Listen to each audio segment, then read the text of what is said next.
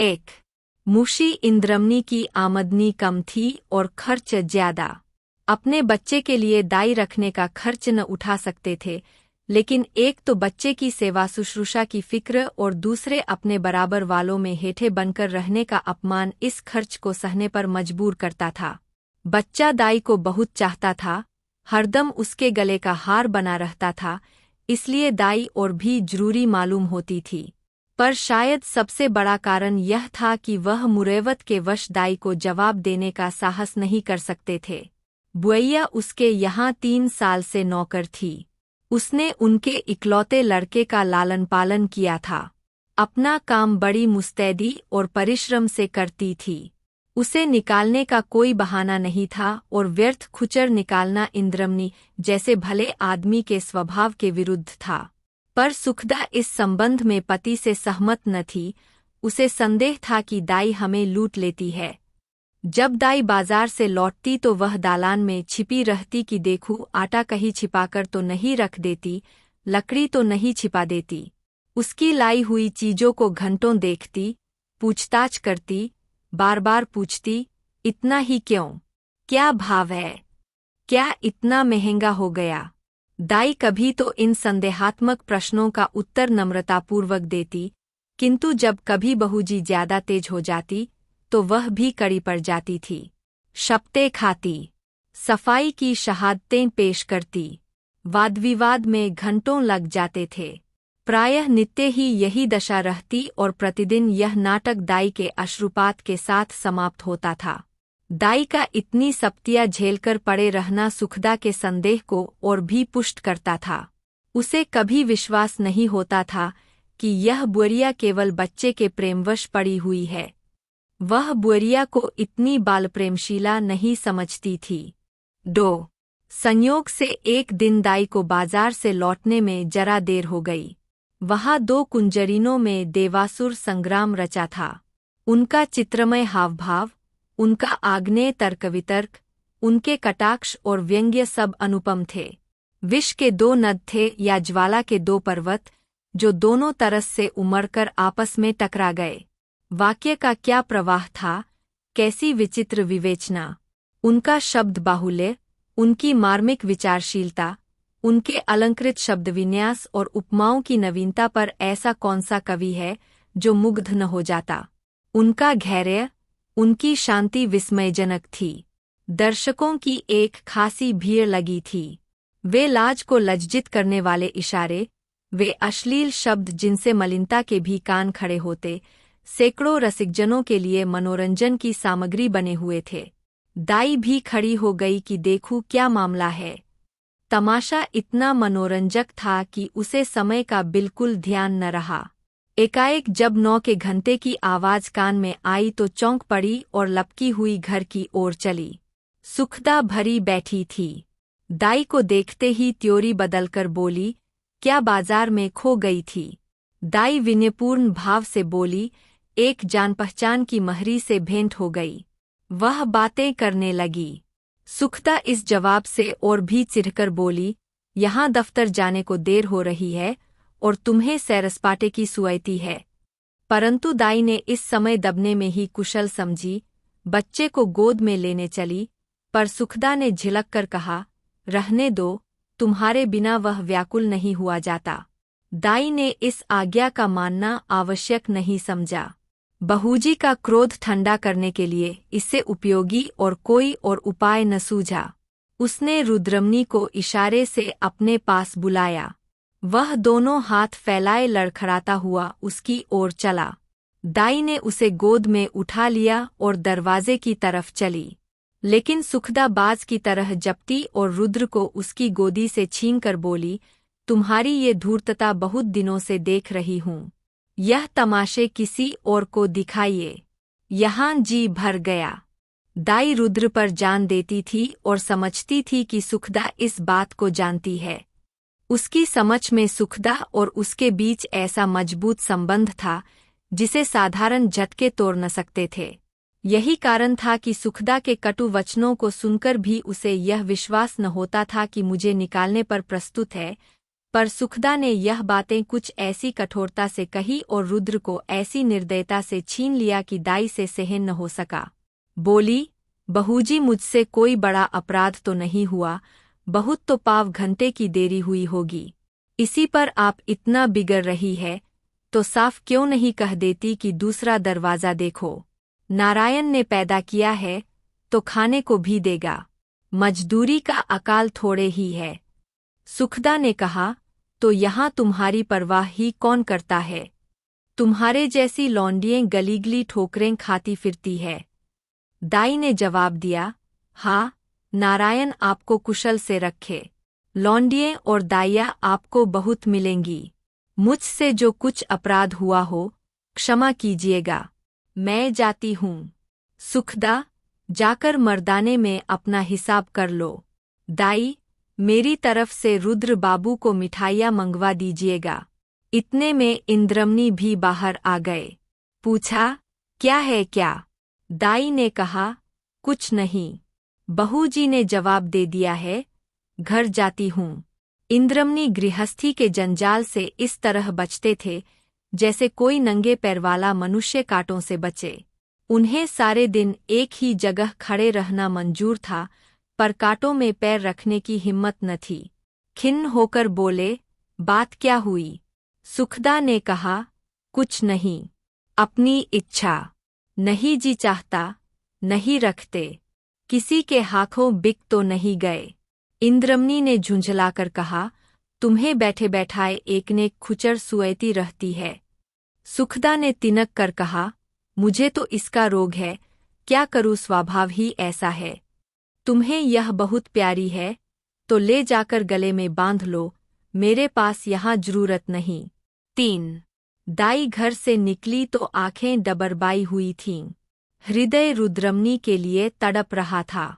जी चाहता था कि बालक को लेकर प्यार से चूम लूं, पर यह अभिलाषा लिए ही उसे घर से बाहर निकलना था। रुद्रमनी दाई के पीछे पीछे दरवाजे तक आया, पर दाई ने जब दरवाज़ा बाहर से बंद कर दिया तो वह मचलकर जमीन पर लेट गया और अन्ना अन्ना कहकर रोने लगा। सुखदा ने पुचकारा, प्यार किया, गोद में लेने की कोशिश की, मिठाई देने का लालच दिया, मेला दिखाने का वादा किया। इससे जब काम न चला तो बंदर, सिपाही, लूलू और हौआ की धमकी दी। पर रुद्र ने वह रौद्र भाव धारण किया कि किसी तरह चुप न हुआ। यहाँ तक कि सुखदा को क्रोध आ गया, बच्चे को वही छोड़ दिया और घर के धंधे में लग गई। रोते रोते रुद्र का मुंह और गाल लाल हो गए, आंखें सूज गई। निदान वह वही जमीन पर सिसकते सिसकते सो गया। सुखदा ने समझा था कि बच्चा थोड़ी देर में रो धोकर चुप हो जाएगा, पर रुद्र ने जागते ही अन्ना की रट लगाई। 3 बजे इंद्रमनी दफ्तर से आए और बच्चे की यह दशा देखी तो स्त्री की तरस पर कुपित नेत्रों से देखकर उसे गोद में उठा लिया और बहलाने लगे।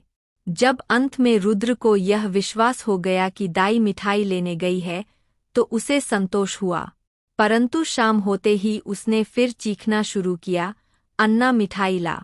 इस तरह 2-3 दिन बीत गए। रुद्र का अन्ना की रट लगाने और रोने के सिवा और कोई काम न था।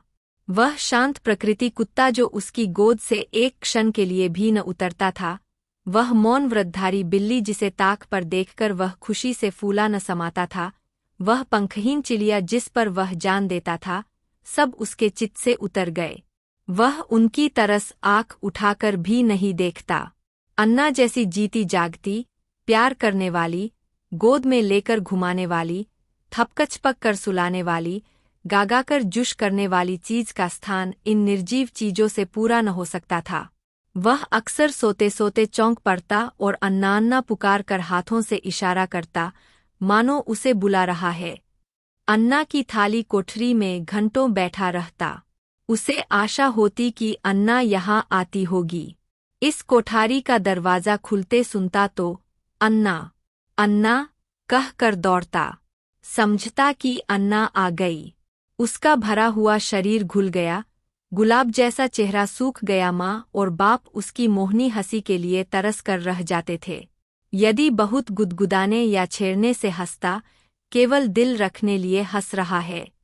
उसे अब दूध से प्रेम नहीं था, न मिश्री से, न मेवे से, न मीठे बिस्कुट से, न ताजी इमरतिया में से। उनमें मज़ा तब था जब अन्ना अपने हाथों से खिलाती थी, अब उनमें मज़ा नहीं था। 2 साल का लहलहाता हुआ सुंदर पौधा मुरझा गया। वह बालक जिसे गोद में उठाते ही नरमी, गर्मी और भारीपन का अनुभव होता था, अब सूखकर कांटा हो गया। सुखदा अपने बच्चे की यह दशा देखकर भीतर ही भीतर क्वाती, अपनी मूर्खता पर पछताती। इंद्रमनी जो शांत प्रिय आदमी थे, अब बालक को गोद से अलग न करते थे, उसे रोज हवा खिलाने ले जाते थे, नित्य नए खिलौने लाते थे, पर मुरझाया हुआ पौधा किसी तरह भी न पनपता था। दाई उसके लिए संसार का सूर्य थी, उस स्वाभाविक गर्मी और प्रकाश से वंचित रहकर हरियाली की बाहर कैसे दिखता। दाई के बिना उसे अब चारों ओर अंधेरा और सन्नाटा दिखाई देता था। दूसरी अन्ना तीसरे ही दिन रख ली गई थी, पर रुद्र उसकी सूरत देखते ही मुँह छिपा लेता था, मानो वह कोई डाइन या चुड़ैल है। प्रत्यक्ष रूप में दाई को न देखकर वह रुद्र अब उसकी कल्पना में मग्न रहता था। वहाँ उसकी अन्ना चलती फिरती दिखाई देती थी। उसकी वही गोद थी, वही स्नेह, वही प्यारी प्यारी बातें, वही प्यारे गाने, वही मज़ेदार मिठाइयाँ, वही सुहावना संसार, वही आनंदमय जीवन।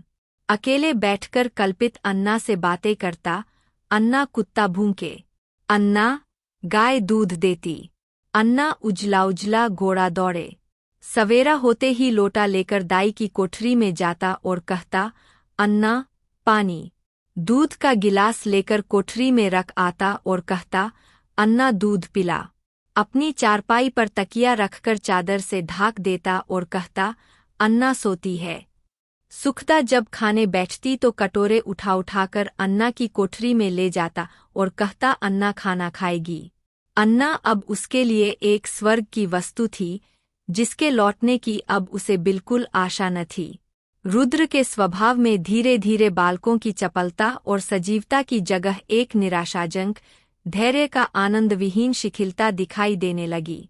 इस तरह 3 हफ्ते गुजर गए। बरसात का मौसम था। कभी बेचैन करने वाली गर्मी, कभी हवा के ठंडे झोंके, बुखार और जुकाम का जोर था। रुद्र की दुर्बलता इस ऋतु परिवर्तन को बर्दाश्त न कर सकी। सुखदा उसे फलालैन का कुर्ता पहनाए रखती थी, उसे पानी के पास नहीं जाने देती, नंगे पैर एक कदम नहीं चलने देती, पर सर्दी लग ही गई। रुद्र को खांसी और बुखार आने लगा। 4 प्रभात का समय था। रुद्र चारपाई पर आंख बंद किए पड़ा था। डॉक्टरों का इलाज निष्फल हुआ। सुखदा चारपाई पर बैठी उसकी छाती में तेल की मालिश कर रही थी और इंद्रमनी विषाद मूर्ति बने हुए करुण अपूर्ण आँखों से बच्चे को देख रहे थे। इघर सुखदा से बहुत कम बोलते थे। उन्हें उससे एक तरह से चिरसी हो गई थी। वह रुद्र की बीमारी का एकमात्र कारण उसी को समझते थे। वह उनकी दृष्टि में बहुत नीच स्वभाव की स्त्री थी। सुखदा ने डरते डरते कहा, आज बड़े हकीम साहब को बुला लेते, शायद उसकी दवा से सायदा हो। इंद्रमनी ने काली घटाओं की ओर देखकर रुखाई से जवाब दिया, बड़े हकीम नहीं, धनवंतरी भी आवे तो भी उसे कोई फायदा न होगा। सुखदा ने कहा, तो क्या अब किसी की दवा न होगी? इंद्रमनी, बस इसकी एक ही दवा है और अलभ्य है। सुखदा, तुम्हें तो बस एक ही गुण सवार है। क्या बुआइया आकर अमृत पिला देगी? इंद्रमनी, यदि नहीं समझती हो और अब तक नहीं समझी तो रोगी, बच्चे से हाथ धोना पड़ेगा। सुखदा, चुप भी रहो, क्या अशुभ मुंह से निकालते हो? यदि ऐसी ही जलीकटी सुनानी है तो बाहर चले जाओ।